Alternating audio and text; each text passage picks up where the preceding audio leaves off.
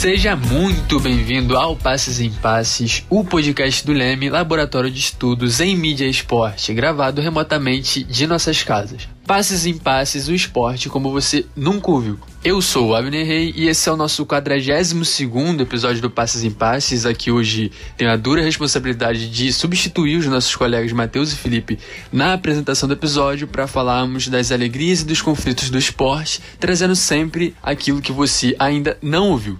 E o episódio de hoje tem como tema a Copa do Mundo de 1930. E você que ainda não ouviu os nossos episódios, é só acessar lá nas plataformas iTunes, Spotify, Deezer e várias outras. Não deixe de seguir o nosso podcast nessas plataformas para receber uma notificação sempre que publicarmos um novo episódio.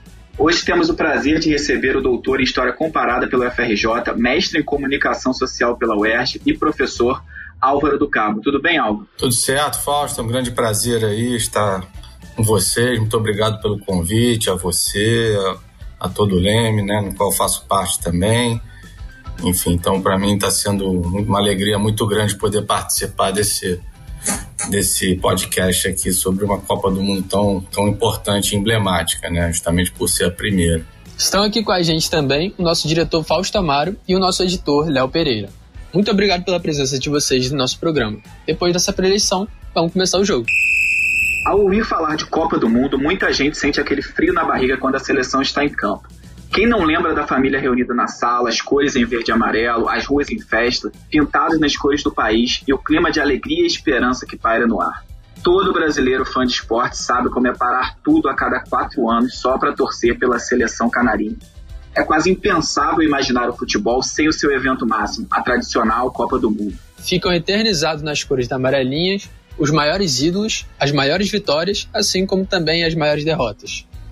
Mas você já se perguntou como e por que esse evento acontece? Qual é a origem do maior evento futebolístico do mundo e por que ele tem tanta importância para o futebol? Nessa primeira Copa do Mundo, em 1930, o contexto futebolístico era bem diferente do atual. A seleção brasileira, dividida, ainda sem a identidade que conhecemos hoje. O futebol ainda não era completamente profissional, ao menos no Brasil.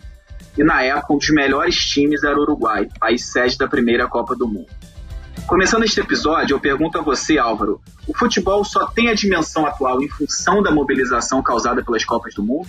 Ou, pelo contrário, foi o futebol que desde a primeira edição do torneio, em 1930, já tinha força suficiente para a expansão em nível global? Então, Fausto, eu acredito que as Copas do Mundo, né, que como, enfim, muitos pesquisadores já trabalharam e associaram, né, o próprio conceito do historiador Eric Hobsbawm, né, Copas do Mundo como tradições inventadas, e eu mesmo utilizei tanto na dissertação quanto na tese de doutorado que foi sobre a Copa da Argentina de 78, eu acredito que elas potencializaram bastante, né, a possibilidade de expansão, de globalização do futebol, né, mas por outro lado, então assim, o futebol ele já vinha desde o final do século XIX adquirindo uma dimensão muito importante em diversos países, né? Não só europeus, como aqui na América do Sul, enfim, na própria Colômbia, né? Ou seja, no continente americano, né? Então eu acho que as Copas do Mundo, elas acabaram, era um projeto até anterior, né? Desde a fundação da FIFA, o Jules Rimet já tinha esse projeto, mas por diversos fatores ele acabou não se concretizando nas primeiras 3 décadas do século XX. Mas o futebol já vinha se expandindo, já vinha se transformando num esporte, né? E mais do que num esporte, num elemento de identidade cultural muito importante, na minha visão, em diversos países. E no caso do Uruguai, do Brasil e Argentina, com certeza. Então eu acredito que foi um fator fundamental para a potencialização dessa capacidade que o futebol já vinha tendo e adquirindo nas primeiras décadas, não só na Europa, como aqui na América do Sul, América Latina de forma geral. A FIFA foi criada primeiramente com participação de 7 países.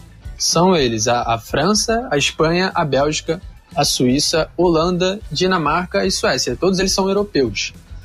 Entretanto, a decisão do país que iria sediar a Copa foi o Uruguai, na América do Sul.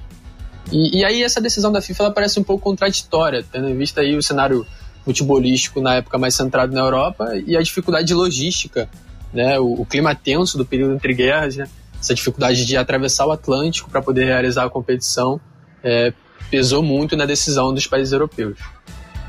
Em contrapartida a essa situação toda, quais seriam os benefícios dessa escolha? O que explica essa decisão da FIFA por ter um país da América do Sul como a primeira sede da Copa? Então, Abner, eu acho que essa é uma questão muito importante, assim, que foi o que sempre me intrigou, né? A minha decisão de fazer uma dissertação falando sobre 1930 e 1950, a partir da perspectiva uruguaia, se deu em grande parte, no caso de 1930, por essa pergunta, né? O que fez com que um país sul-americano fosse a primeira sede de uma Copa do Mundo, né? E aí tem vários fatores que contribuíram, né, para essa situação, de certa forma, inusitada, né, e aparentemente paradoxal. Acho que primeiramente, assim, o fato da impossibilidade dos países europeus de realizar esse evento, né, enfim, em função do período pré-guerra, da Primeira Guerra Mundial, depois do período entre guerras. Então, assim, tiveram alguns projetos que não lograram êxito, né, logo depois da fundação da FIFA, como eu já te falei anteriormente. E aí, na década de 20, né, alguns fatores distintos acabam fazendo com que o Uruguai surja como uma possibilidade real.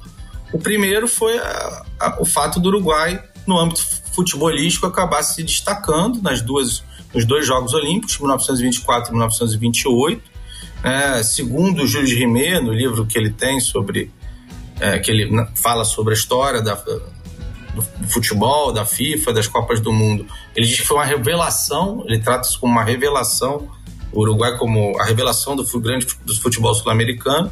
Então, assim, essa questão do âmbito futebolístico, associado ao próprio processo de modernização que o Uruguai ele passa nas primeiras décadas, né, do século XX, né? Então você tem lá um período importante de modernização, de interferência do Estado, principalmente no Partido Colorado de José Batlle e Ordóñez.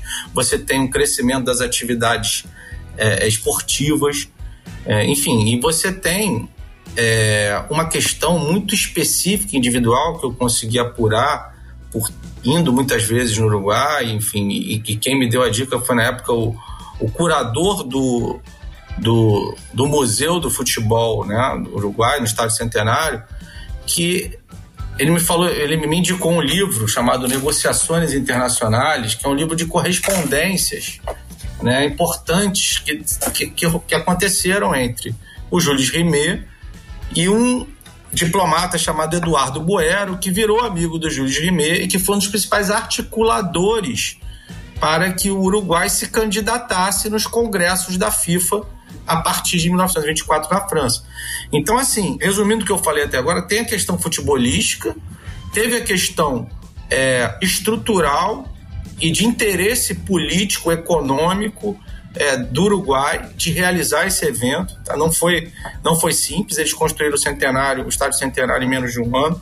Eles subsidiaram as delegações europeias que foram para lá, né, tanto as passagens quanto as diárias. Então, assim, houve um interesse do Estado uruguaio.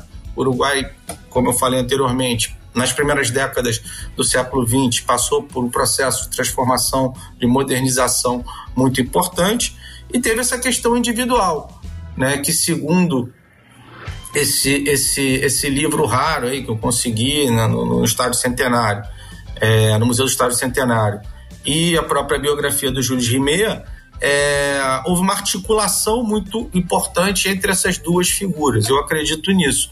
O Jules Rimet, que era o presidente da FIFA, que queria muito que esse torneio acontecesse desde a fundação, e esse diplomata uruguaio que está envolvido na história do futebol uruguaio, enfim, desde a década de 20, foi para os Jogos Olímpicos de 1924, e os dois, ele era diplomata na Suíça, os dois articularam de certa forma. Então acho que esses três fatores são fundamentais: o fator esportivo, o fator político, econômico, né, da possibilidade do interesse. Na época o presidente era o Juan Campisteg, que foi convencido pela diplomacia uruguaia a organizar o evento, né, e o fator também muito muito curioso, né, mas específico de uma relação pessoal entre dois homens importantes e que queriam realizar esse evento, o presidente da FIFA e um diplomata muito articulado no Uruguai. Então eu entendo dessa forma, né? Assim, foi uma hipótese que de certa forma eu defendi, né, no desenvolvimento da minha dissertação. Continuando aqui, vamos falar um pouquinho do seu texto, A Imprensa e as Copas do Mundo de Futebol no Mercosul. Nesse artigo, né, você vai explicar que o evento Copa do Mundo segue determinados interesses que na maior parte das vezes ultrapassam o domínio esportivo. Isto é, a Copa do Mundo acaba sendo influenciada diretamente por questões econômicas, políticas e até mesmo geopolíticas, como falamos antes sobre a escolha do país sede. Na Copa de 1930, isso não foi diferente, pois já nessa primeira edição, a FIFA precisou lidar com vários contratempos e negociações. Dito isso, né, você acredita, Álvaro, que a forma com que a entidade lidou com esses contratempos valeu a pena ao final? A organização dessa Copa poderia ter sido melhor de alguma forma ou podemos considerá-la como um início já muito promissor aí na história das Copas do Mundo? Eu acho que os esforços feitos, né, por essas figuras e pelo governo uruguaio foram muito grandes, né? Obviamente que tiveram problemas, principalmente para poder convencer as delegações europeias a participarem do evento. Só vieram 4 delegações, né? A França, a Romênia, Iugoslávia e Bélgica. E todas elas, mediante um esforço diplomático, consular muito grande, né? Obviamente que a Copa do Mundo poderia ter tido um sucesso maior se outras delegações europeias tivessem participado. Há registros, né, até em algumas dessas correspondências desse livro, que os dirigentes uruguaios, o Júlio Rimet, tentaram muito que a Inglaterra, ou que pelo menos a Escócia, enfim, que as federações inglesas participassem, né, o que daria um caráter talvez simbólico mais forte para o evento. Mas apesar disso tudo, né, eu particularmente acho que foi emblemática, foi um ponto de partida importante, né? Acredito, assim, pela pesquisa que eu fiz e pela diversas vezes também que eu estive no Uruguai, enfim, que ela acabou sendo muito importante como um marco inicial. E também já em 1930 você tem os interesses, você tem interesses ali, né, como eu já falei anteriormente, né, políticos, de algumas figuras políticas, a questão da relação entre identidade nacional, modernidade e esporte já vinha sendo construída, segundo alguns autores, né? Daniele Bourret, Gustavo Remédio, que eu cito na dissertação, mas principalmente um livro que é fundamental, que foi lançado depois, já em 2013, pelo Andrés Morales, e que pega justamente esse período de 1916 a 1930, ele explica muito bem as relações entre futebol, identidade e poder no Uruguai até a realização da Copa do Mundo, né? Foi a dissertação dele de mestrado. O Andrés é um amigo, enfim, um professor lá do uruguaio. Então, assim, já em 1930 é possível ver essa questão dos interesses nacionais, políticos, né, vinculados à realização do evento, né? Como eu falei anteriormente, teve a questão futebolística, mas teve a questão de interesses individuais de algumas figuras importantes, mas se o Estado uruguaio não tivesse, de certa forma, comprado a ideia de realizar o evento, construído um estádio monumental para a época, né, que, enfim, sem querer fazer referência ao estádio argentino, mas enfim, que é o estádio centenário, provavelmente a gente não teria a realização dessa Copa, porque os países europeus já não tinham condições. E a gente tem que lembrar que essa Copa ela acontece também um ano após a crise de 1929, né? Quer dizer, a realização dela, mesmo com lacunas, enfim, com questões, né, e com apenas 4 delegações europeias, ela, do ponto de vista, na minha visão, né, pelo menos do ponto de vista da grandiosidade, assim, da importância, né, de realização, ela é muito emblemática, assim. Então, depois é lógico, tem outras Copas do Mundo, 1950, né, enfim, muita gente já estudou, eu já falei alguma coisa, tem muita bibliografia, tanto na comunicação quanto na história, na sociologia, 1938, em função, né, da véspera da Segunda Guerra Mundial, enfim, 70, e cada Copa do Mundo você tem como contextualizar, mas o que eu posso afirmar, né, enfim,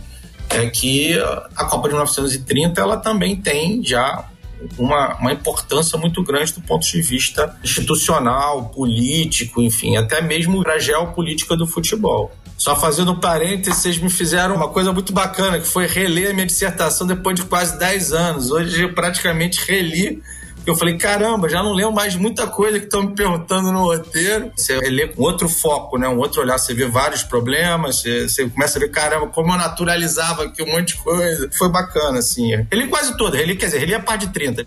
Bom, a primeira Copa, ela, independente das dificuldades, tem que se reconhecer que o projeto do torneio deu certo e teve continuidade ao longo dos anos, né? Já a partir dessa primeira Copa. Avaliando a participação dos comunicadores nessa Copa, a cobertura dos meios de comunicação ainda não era, na época, a principal forma de mobilização do público como é hoje, né? A imprensa ainda tinha certas limitações. E, bom, apesar disso, quais aspectos da cobertura jornalística você acha, Álvaro, que a gente pode destacar como determinante para a ascensão do torneio nas edições seguintes? Então, né, como o meu foco maior foram nos jornais uruguais, assim, a percepção que eu tenho é que lá, obviamente, houve uma cobertura muito grande de todos os jornais, independentemente da posicionamento político, ideológico. Então, você tinha cobertura, né, no El País, no El Dia, na Tribuna Popular, enfim, eu coletei material, né, em todos esses jornais.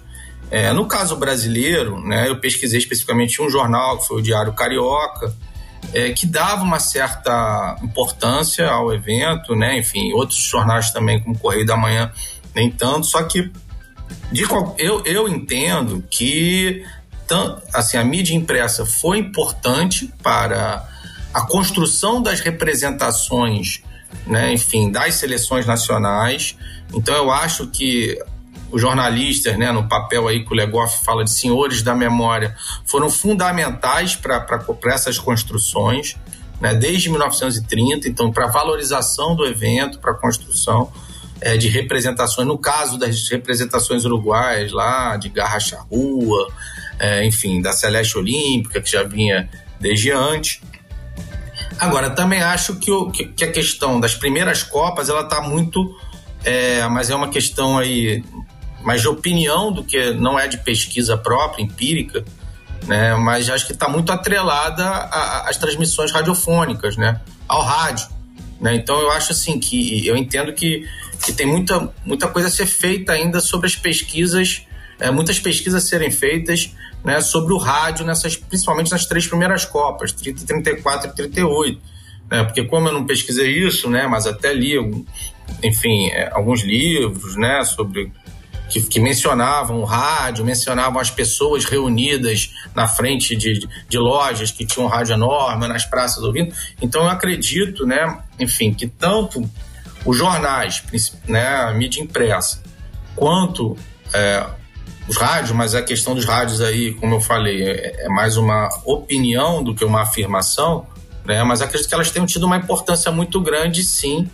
para a construção de representações, de estereótipos sobre as seleções nacionais e, consequentemente, para a valorização desses torneios, né? Então, nesse sentido, as minhas fontes foram jornais uruguaios, enfim, o contraponto com o jornal brasileiro, mas eu acredito que uma boa pesquisa, né, enfim, não tenho conhecimento se alguém já fez sobre esse período, 30, 34, 38, li algumas coisas, mas não vi nada realmente trabalhando especificamente essa influência do rádio nessas Copas, né?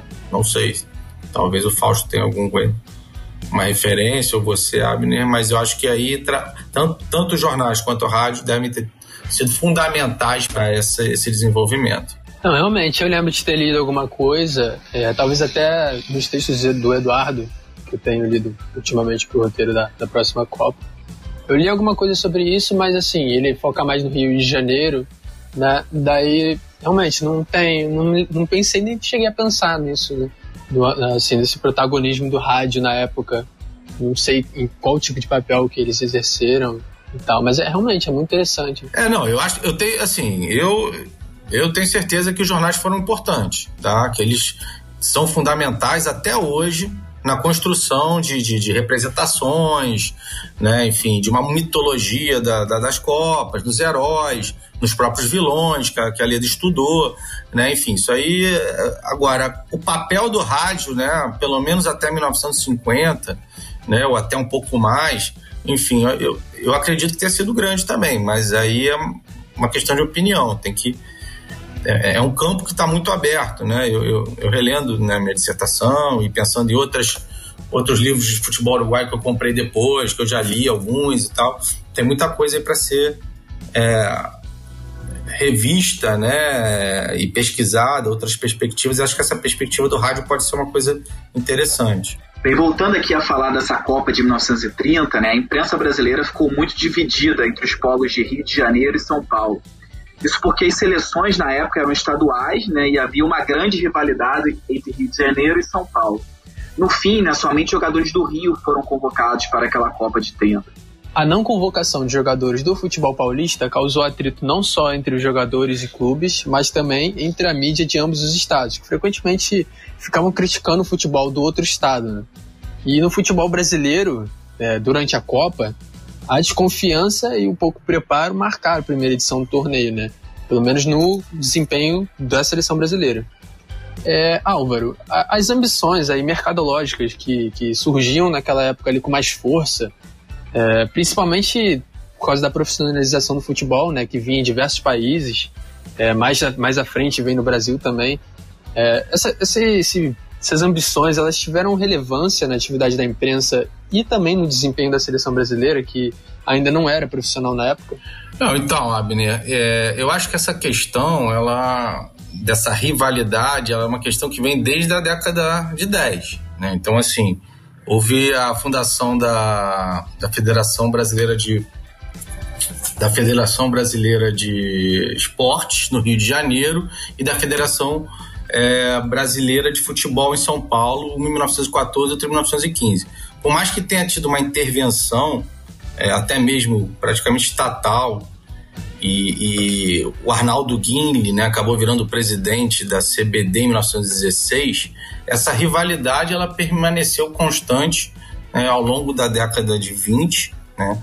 E é o que acontece antes da Copa de 1930, segundo, por exemplo, o Denaldo Arconi, né, que tem uma dissertação muito interessante, um livro Pra Frente Brasil, agora eu esqueci o restante do livro, do nome, mas enfim, você tem ali uma cisão, principalmente por causa da ausência de membros na comissão técnica, né, da seleção. A convocação inicial teria jogadores paulistas também, inclusive o Frenderreich, mas divergências entre as federações, no caso do Rio e de São Paulo, fizeram com que apenas os jogadores cariocas fossem convocados, né? A APEA, Associação Paulista de Esportes Atléticos, ela proibiu que os jogadores vinculados às equipes paulistas participassem do torneio, né? O único paulista que participou foi o Araquém, se não me engano, que ele não tinha vínculo mais com o Santos e entrou registrado pelo Flamengo. Então, assim, por causa desse litígio, enfim, dessa rivalidade, dessa questão, a seleção brasileira ela foi representada praticamente por um combinado carioca, né? Que era uma boa equipe também, mas acabou sendo derrotada na primeira partida, enfim, pela Iugoslávia. E aí tem registros de que enfim, existe toda uma mitificação, né? Não, porque estava muito frio, os jogadores não estavam acostumados, mas o fato é que foi derrotado 3-1, e depois, apesar de vencer a segunda partida, se não me engano, contra a Bolívia, acabou sendo enfim, eliminada do torneio, né? Obviamente que se tivessem jogadores paulistas seria melhor. Então, assim, com relação a interesses de mercado, mercadológicos, eu particularmente não observei isso, né, na minha pesquisa, enfim, mesmo nas leituras que eu fiz, eu não vi isso sinalizado. O que eu vejo é que existia justamente, estávamos num momento de transição, né, do amadorismo para o profissionalismo, existiam disputas muito grandes no campo esportivo, e a principal disputa no que dizia respeito à formação do selecionado nacional era entre Rio e São Paulo. E aí, em função disso, acho que infelizmente foi uma seleção que não estava com com a sua potencialidade toda, né? Mas acho que o principal problema era essa rivalidade. A questão entre amadorismo e profissionalismo, ela é uma questão importante naquele momento, né? Enfim, ela atravessa a própria conjuntura do futebol brasileiro, mas assim, pelo que eu já li sobre o tema, não foi um foco importante, né, no momento da minha dissertação. Ela não teve uma influência muito grande para essa cisão. Foram questões mais específicas de rivalidade mesmo entre Rio e São Paulo e, consequentemente, da imprensa carioca paulista, na minha visão. O futebol é capaz de mobilizar pessoas em grandes escalas, como já observamos em outros episódios, também ao longo desse episódio aqui sobre a Copa de 30. As emoções causadas pelo esporte oferecem uma capacidade de organização coletiva poderosa. Tendo em vista a penetração popular que o futebol possui, podemos afirmar que desde essa primeira edição da Copa do Mundo, o futebol já oferecia espaço para um potencial uso político e o palco para discursos nacionalistas? O que você acha disso, Álvaro? Então, eu acredito que sim, acho até que já mencionei anteriormente, assim, que mesmo a própria organização do evento, a construção do estádio centenário, o discurso retórico, enfim, dos veículos que eu analisei, dos jornais que eu analisei, né, mesmo sendo de diferentes vertentes políticas, Jornal Colorado, Jornal Branco, Jornal Operário, tinha um discurso, uma retórica nacionalista, de identificação com a pátria, do futebol uruguaio, a própria, enfim, criação do suposto estilo de jogo uruguaio, né, junto com o argentino, que seria o duplatense. Então eu acho que desde essa primeira Copa do Mundo, em 1930, é possível afirmar que são espaços de difusão do nacionalismo, né, enfim, e principalmente os países que cediam geralmente têm interesses políticos, nacionalistas, econômicos também, principalmente a partir de uma ampliação da mercantilização do futebol, né, enfim, da espetacularização, que aí também, assim, pode ter muita gente até que ache que não concorde com isso, mas na minha visão, desde a primeira Copa do Mundo já existe um embrião de espetacularização e de mercantilização. Tá? Então, assim, não é um fenômeno apenas a partir da televisão da década de 70, 80, 90, não. Então você tem lá, só que obviamente de uma outra forma, né? Enfim, com outro grau de envolvimento, né, dos torcedores, das pessoas, mas é possível perceber, né, desde essa primeira Copa, em 1930, que o espaço, o campo esportivo, né, e o espaço dedicado a Copa do Mundo, ele pode ser utilizado, né? Mas aí também eu acho importante pontuar que ele pode ser utilizado por qualquer vertente política, né? Então essa questão da manipulação, como muitas vezes se fala nas Copas do Mundo de 1970, 1978, ela acontece porque o esporte é um elemento, na minha visão, de identificação dos indivíduos. Então ele é um elemento, né, enfim, que pode ser manipulado por qualquer vertente política em qualquer momento histórico.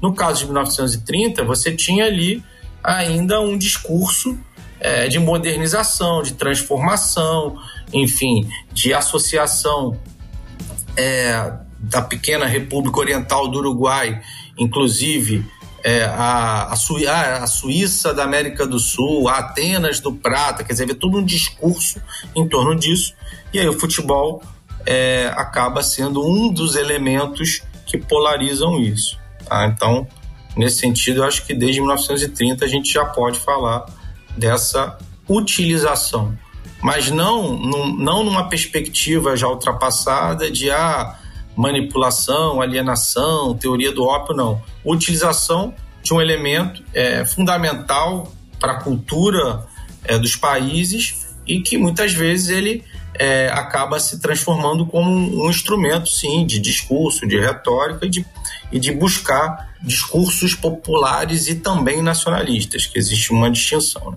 Vamos fazer uma breve pausa agora para o nosso quadro Toca a Letra.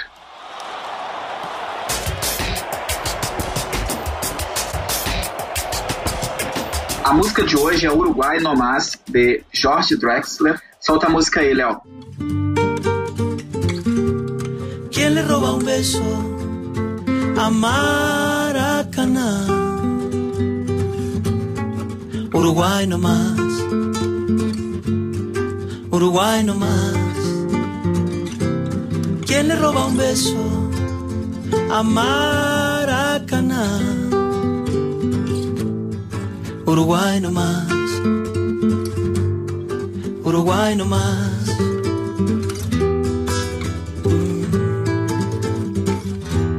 No seremos muchos, pero somos dueños de nuestros anhelos. Tenemos el alma del mismo color que el cielo. ¿Quién dijo que no se podía soñar, cueste lo que cueste? ¿Quién dijo que el cielo no era celeste? ¿Y quién le roba un beso a Maracaná? Uruguay no más,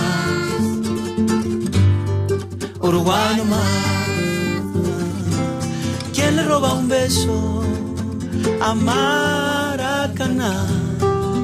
Oh, Uruguay no más, Uruguay no más.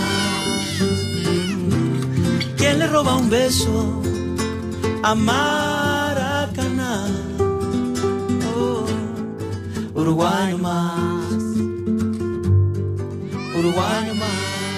A música, em homenagem ao futebol uruguaio, fala sobre a vitória do país na Copa do Mundo de 1950 sobre o Brasil no Maracanã. A música glorifica a tradição celeste, exaltando a seleção que tem a alma da mesma cor que o céu. Cumpre lembrar que o Uruguai vinha, antes da Copa do Mundo de 1930, de bons resultados nas Olimpíadas, né? E confirmando seu favoritismo, o Uruguai venceria a primeira edição da Copa do Mundo dentro de sua casa. Álvaro, no seu artigo Os Primórdios do Futebol, da English High School, a Celestial Garra Charrua, que eu acredito que seja assim que pronuncie, você explica que o futebol uruguaio, desde muito cedo, ele teve influência direta dos ingleses, né? E essa relação ela pode ter oferecido ao Uruguai uma organização aí do futebol mais adiantada do que os demais países sul-americanos? Então, Abner, primeiro fazer a justa homenagem aí, a referência a esse artigo. Esse artigo, ele, se não me engano, eu apresentei na ANPU de 2009 ou de 2011, agora eu já não me lembro, né? Ele vem a partir de um livro do Juan Carlos Uriaga, né, que é El Fútbol de 900, Origen e Desarrollo del Fútbol no Uruguai, entre 1875 e 1915. E é muito interessante, ele apresenta muitos dados, enfim. E ele justamente demonstra a importância da influência, né, da Inglaterra, primeiro com o cricket, depois com o remo, o cricket e remo, né, e, enfim, e depois no futebol. Então esse artigo ele foi importante na época da minha dissertação, né, quer dizer, a leitura desse livro, e aí eu fiz uma parte, né, um capítulo, enfim, a parte de um capítulo, e apresentei como artigo.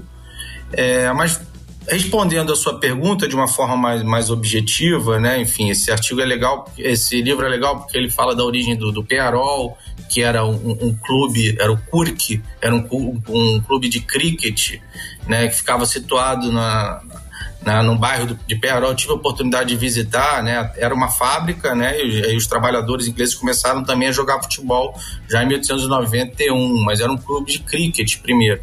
Então, assim, eu acho que a influência inglesa, né, enfim, eu acho que a maior parte dos pesquisadores, né, de esporte, futebol, a gente, obviamente, que reconhece a influência inglesa tanto no Uruguai quanto na Argentina, né, e no próprio Brasil, né? Então, surgiram os clubes ingleses, lá o Albion Futebol Club, o Peñarol, que vem do Curque, o Nacional já vai ser uma dissidência, e no primeiro campeonato uruguaio, se não me engano, em 2000, ele não foi autorizado a participar por ter origem crioula, né, crioja e pelas cores também, né, da alusão às cores. Agora, eu acho que teve uma influência, mas eu não colocaria assim, a influência inglesa é que possibilitou o Uruguai ter uma organização maior e aí por isso organizar a primeira Copa. Eu não vejo dessa forma, eu vejo que tiveram outros fatores, porque eu acho que a influência inglesa ela teve também na Argentina, também no futebol brasileiro, né? Eu acho que assim, tem alguns outros fatores. Primeiro, a própria organização federativa, né? A Federação Uruguaia de 1900, se não me engano, e também essa questão do futebol uruguaio já incorporar jogadores negros também, desde muito cedo na sua seleção nacional, Isabelino Gradin, né, depois o Leandro Andrade, mas eu atribuiria a essa organização pelo próprio momento, conjuntura política que o Uruguai passava, por esse impulso de modernização, por todas as transformações, né, que eles passam ao longo das primeiras décadas e pela própria questão geográfica, de ser um país pequeno, com uma população relativamente pequena. No início do século, se não me engano, tinha 1 milhão de habitantes. Então isso tudo contribuiu, né? A influência inglesa, eu acho que ela é fundamental para entender as origens do futebol no Brasil, no Uruguai, na Argentina, não necessariamente a organização estrutural de cada país. Aí eu acho que por questões específicas, em cada país você tem um desenvolvimento das associações, dos torneios nacionais, enfim. Quem já escreveu sobre isso também, trabalha muito bem, mas posteriormente à minha dissertação, é um jovem pesquisador que é o Gaston Laborido, né, que ele fala muito bem sobre esse momento. Então acho que a gente apenas afirmar que foi a influência inglesa que possibilitou uma organização, por mais que essa seja uma pergunta muito plausível, né, enfim, não mas eu acho muito pouco, assim, acho que a gente tem que entender as especificidades históricas, entender também as próprias disputas no campo uruguaio.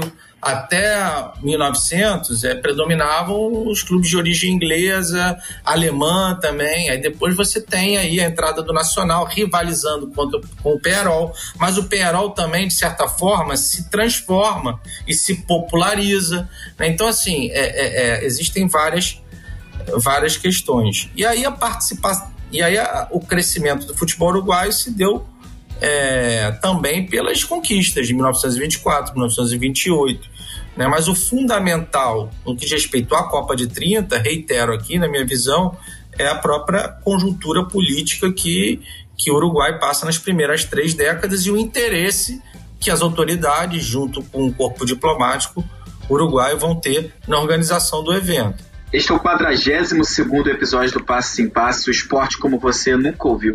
Obrigado pela sua audiência, está gostando do episódio de hoje? Agora vamos para o nosso quadro Ondas do Leme.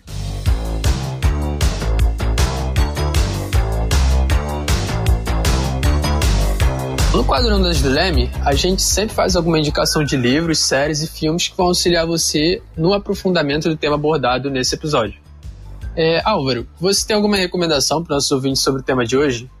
Então, né, acho que uma indicação fundamental eu já fiz, que é a do Andrés Morales, né, que é Futebol, Identidade e Poder, é um livro de 2013, até quando conheci, enfim, até brinquei com ele, uma pena que quando eu li o livro, falei, uma pena que eu não tinha seu livro antes de eu desenvolver minha dissertação, porque esclarece muitas questões importantes. Curiosamente, ele é sobrinho de um importante jornalista uruguaio, Franklin Morales, que tem um livro muito bacana sobre 50, são os Los Laberintos del Carácter. Maracanã, né? Maracanã é Los Laberintos del Carácter. Mas a indicação do livro do Andrés, né? Que é um livro acadêmico. O Luzuriaga, os textos do Gaston Laborido. Na realidade, assim, o que eu indicaria para quem quiser pesquisar o futebol uruguaio, a entrar em contato, né? E eu tenho contato pelo menos do Andrés e do Gaston, né? Enfim, tive a honra de ser convidado agora também, junto com o Ronaldo Elal, com o Vitor Melo e o Pablo Alabarce, a participar de um evento que vai ter do Grefo, que é o grupo de estudos de futebol uruguaio, né? Que eles participam. Esse grupo está fazendo 10 anos, né? Enfim, e está começando muitas pesquisas estão saindo, então enfim, acho que isso está revitalizando o olhar, até porque, né, são pesquisadores uruguaios que estão lá no Uruguai pesquisando, né, tem um acesso talvez maior às fontes e um interesse e um conhecimento da própria história do Uruguai, né, muito bacana. Então acho que quem eu aconselho assim, para estudar a história do Uruguai, do futebol uruguaio e consequentemente da Copa de 1930, porque acho que entender a Copa de 1930 você tem que partir para entender o futebol uruguaio. O que foi o futebol uruguaio nas primeiras décadas, né? Então assim, eu aconselho a procurar os livros desses autores uruguaios, a entrar em contato com eles, porque eles estão fazendo um trabalho bacana, né? E, enfim, eu recomendo a leitura deles, né? Eu estou lendo, estou me atualizando, estou repensando outros projetos, talvez falar de 24 e 28, né, de uma forma mais aprofundada, mas eles estão, né, enfim, produzindo bastante e é uma boa dica aí para quem não conhece, entrar em contato com eles, o Grefo, né, jogar na internet, já tem lá a história deles, o contato, mas se precisar de alguma coisa, eu fico à disposição também. Nosso programa está quase no fim, mas antes temos um quadro importante que é o Jogo da Vida.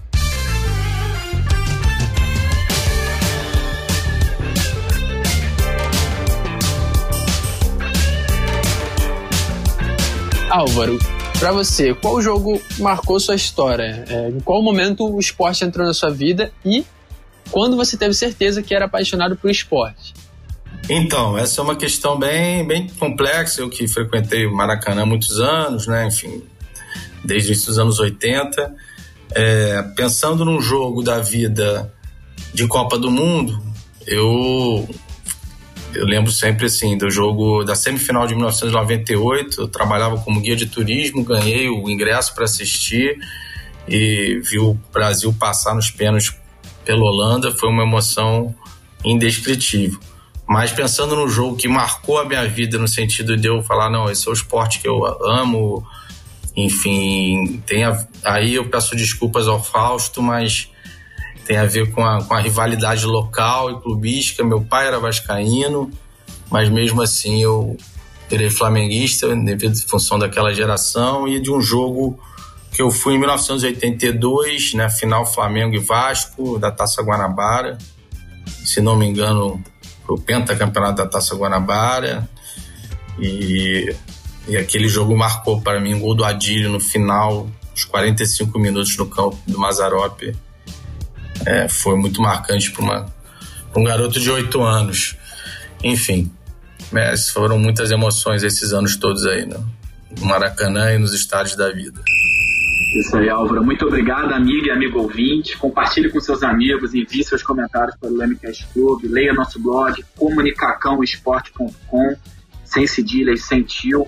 Siga as páginas do Leme nas redes sociais, é só procurar pelo @LemeWert. Álvaro, muito obrigado pela sua participação no episódio de hoje. O episódio está estreando essa nossa série sobre Copas do Mundo e vai continuar até a Copa do Mundo do ano que vem no Catar. E muito obrigado pela sua estreia aqui no programa, Álvaro, que já é pesquisador do Leme, talvez um dos primeiros, antes do Leme ser Leme. Um dos dinossauros. E pela primeira vez aqui. Exatamente. Valeu, um abraço, eu que agradeço aí, Fausto e Abner aí, Léo, pelo carinho aí, pelo convite, enfim, pelo bate-papo. Obrigado também, Abner, pela parceria aí no episódio de hoje. Obrigado pela presença, Álvaro. Foi um prazer ter o contato com o seu trabalho, prazer ter um contato com seus textos, conhecer a história de um ponto de vista diferente, de um ponto de vista mais aprofundado, conhecer um pouco mais sobre o futebol uruguaio, né? Foi um prazer, espero ter você aqui em alguns próximos episódios, né? Se você quiser, se estiver disponível, Eu espero muito ter você aqui novamente. Valeu, Abner, eu que agradeço aí. Vai em frente, garoto, que a gente precisa sempre do Leme sendo renovado aí com novas pesquisas, enfim, com bastante vontade. Obrigado aí. Isso aí, pessoal. Passos em Passos é uma realização do Laboratório de Estudos em Mídia e Esporte, do Audiolab da UERJ, com coordenação geral de Ronaldo Elal, direção de Fausto Amaro e Felipe Mostaro, roteiro e produção do Abner Rey, que apresentou o programa aqui comigo, e Carol Fontinelli, edição de Leonardo Pereira. Nosso programa é quinzenal e esperamos vocês no próximo episódio. Vem coisa boa por aí. Passe em passe o esporte como você nunca ouviu.